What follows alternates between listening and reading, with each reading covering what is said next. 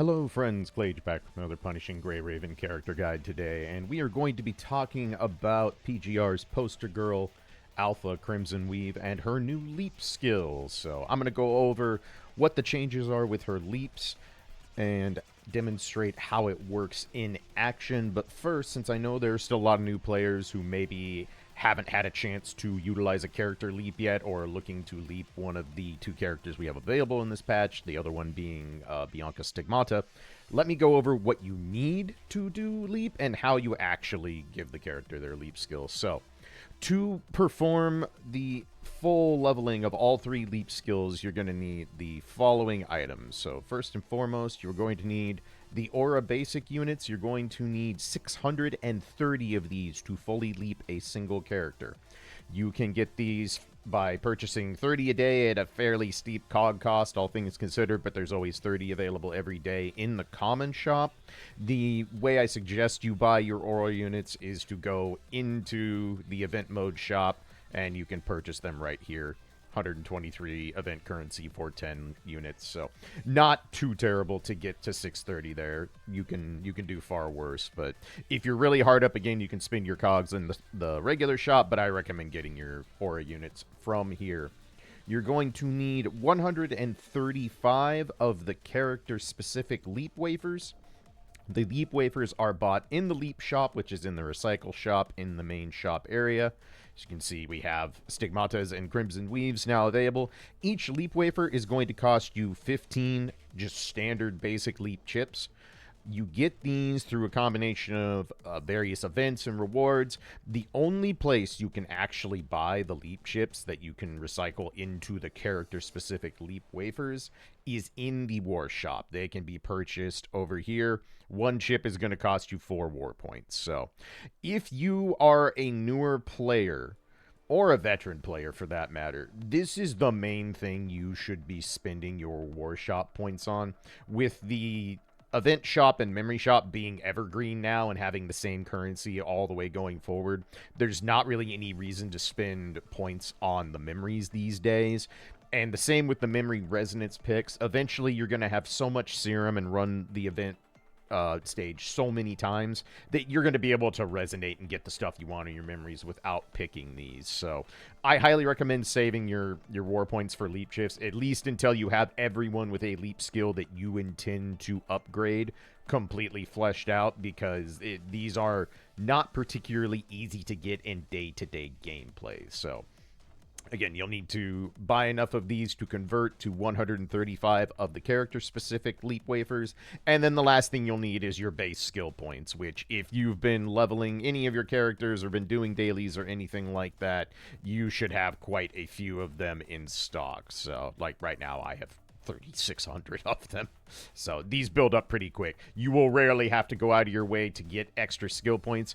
If you do need to get them, again, best place to do it, just go into the event shop, go to the materials, and you can get them over here at the skill points section. So again, you will need 180 of those to totally leap a character. So now that we know what you need to leap a character, let's go into actually showing you where you do that. When a character gets a leap effect, if you go their skills down here, they will have the leap skill option.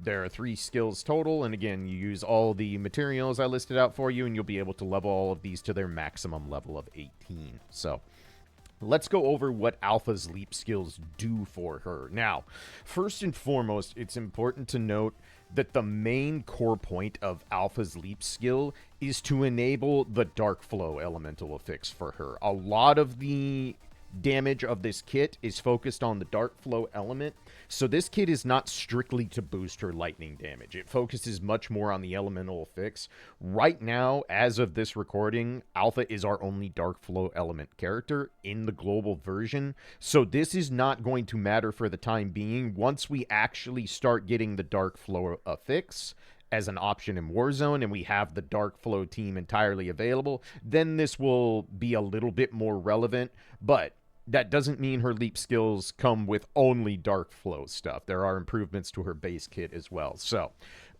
one thing that happens now is that when Alpha comes in, she's going to get more signature energy than she did before. This is going to enable Alpha to go immediately into her Odachi mode, her first ult mode, where she pulls out the bigger sword. This is very nice because now you don't have to bring her on the field and either spam sword waves or go into her charge attack, so that is quite nice.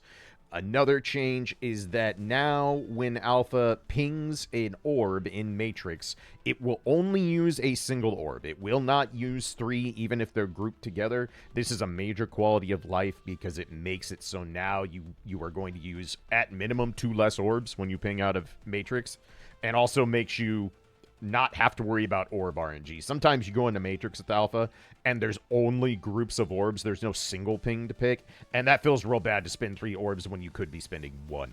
So that's a huge quality of life. That's really, really nice for her. It's going to let her have extra orbs, be able to do her actual rotations a little bit smoother. Another thing here, her charge attack, where Alpha goes into the parry stance and charges the big thrust that she does in both sword modes, now gets a base damage increase of 60%. That is not nothing. That is quite nice. Another nice thing is, similar to Lucia's new frame, Alpha gets the benefit now of, once you have cast her ultimate once, her full ultimate, the actual second ultimate, for the rest of the battle, her QTE is going to do 1000% extra damage. This is especially nice knowing that Nana Knight is available in, what, like 3 days? And Nana Knight is going to become the lead damager of the Lightning team. So Alpha's QTE doing a bunch of extra damage is actually going to be a big deal for the Lightning team. So this is an incredibly nice buff to get, so we take those all day, every day. And then another important part is that when Alpha returns back to using her Kodachi, the short sword, all the orbs will now convert back to blue orbs. You're not going to get the situation where all the orbs are grayed out because they're red and yellow, but you're in the Odachi form. This is really nice because if you want to ping orbs now to get the gauge built up and get back into ultimate quicker, that will be an option that is available to you. So, before I go in and show the actual skill and how you utilize it, I do want to point out Alpha's Leap has a unique aspect to it in that you can choose what type of input you want to use to trigger the new Leap skill. So, because the Leap skill is entirely focused on doing dark flow damage, as you can see here, the majority of the kit of the actual new Leap skill, the new attack that she gets, is focused on doing dark flow damage. Since we will not have the dark flow affix in Warzone yet, I highly recommend keeping this on the first input, this first input over here.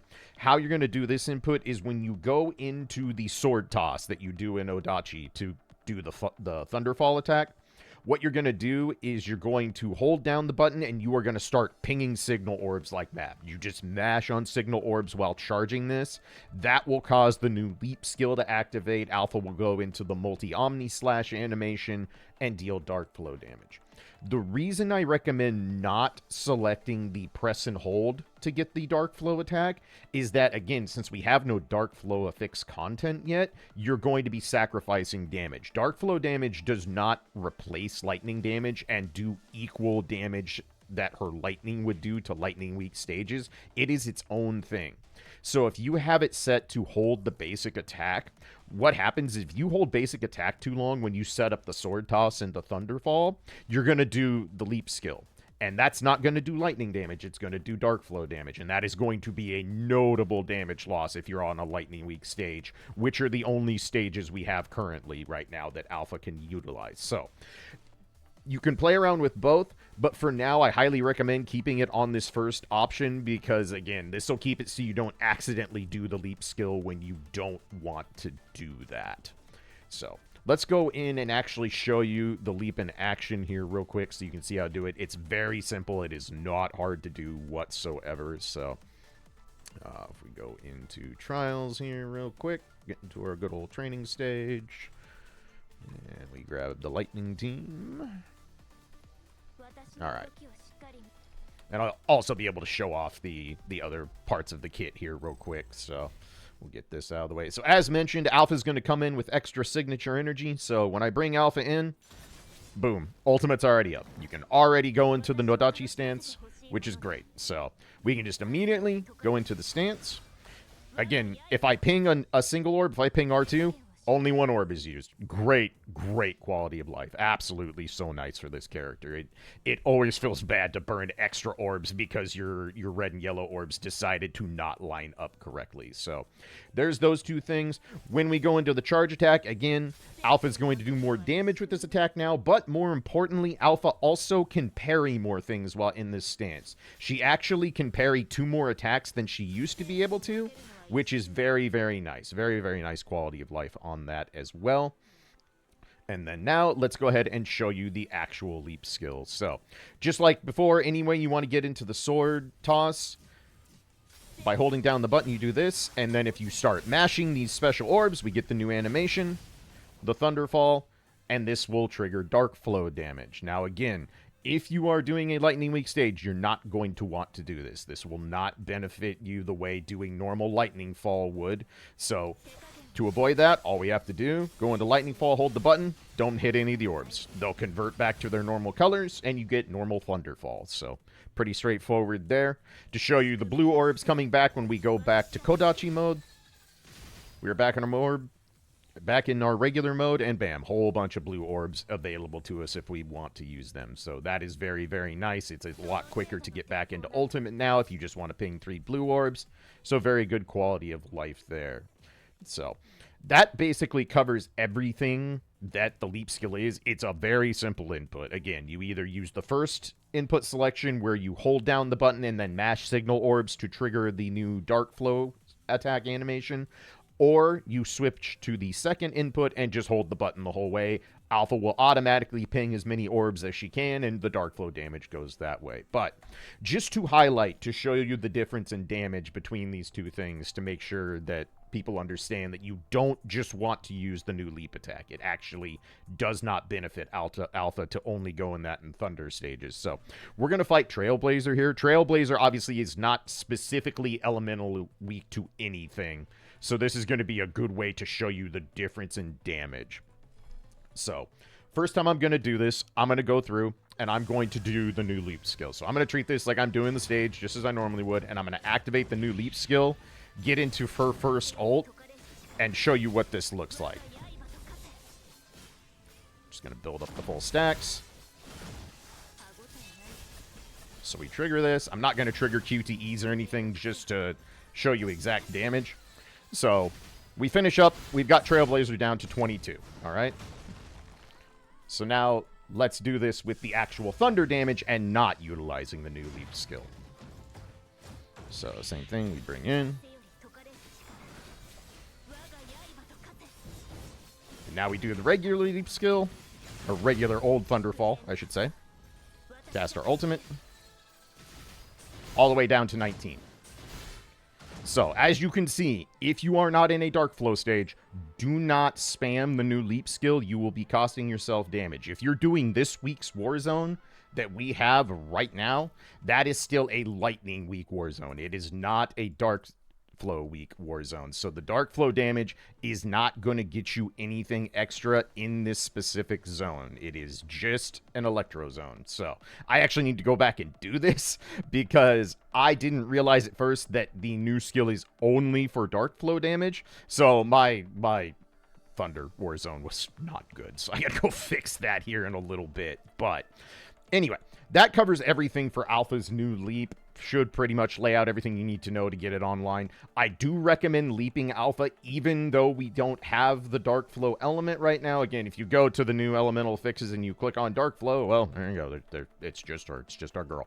So, I do recommend leaping her nonetheless if you can afford to purchase the resources right now. The other quality of life changes are very nice. They help Alpha a lot. They smooth over some things. She gets in and out of ultimate quicker. Her orbs are much less tedious and much less reliant on RNG, which is always a welcome change.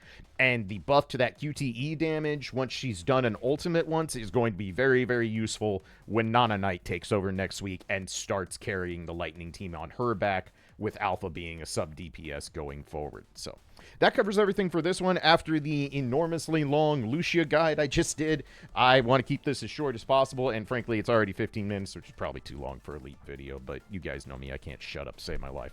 Anyway, that's going to do it for this one. If you have any questions about Alpha's Leap or anything regarding the new Leap skill, feel free to leave comments down below.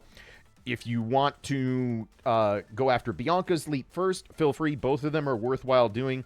I will state again that we do know Bianca does have a replacement coming in the fairly near future, probably within the next 4 to 5 months on the global server. So if you only have enough resources to invest in one of these characters' leaps, I would definitely recommend Alpha first. But they both are worthwhile because they both boost the characters' kits and they boost their particular elemental affixes. So that's going to do it for this one. Let me know if you have any questions. And, of course, as always, appreciate all the feedback and input. Just reached 6,500 subscribers. That's wild. Thank you so much. And I will be back with Bianca's Leap Guide here soon, and then plenty more stuff as we get Nana Night out, and I can try out all the new content when I hopefully have some time, because, wow, it's been a busy start to this patch. Anyway, y'all take care. Thank you so much for all the support, and I'll catch you in the next one. Peace.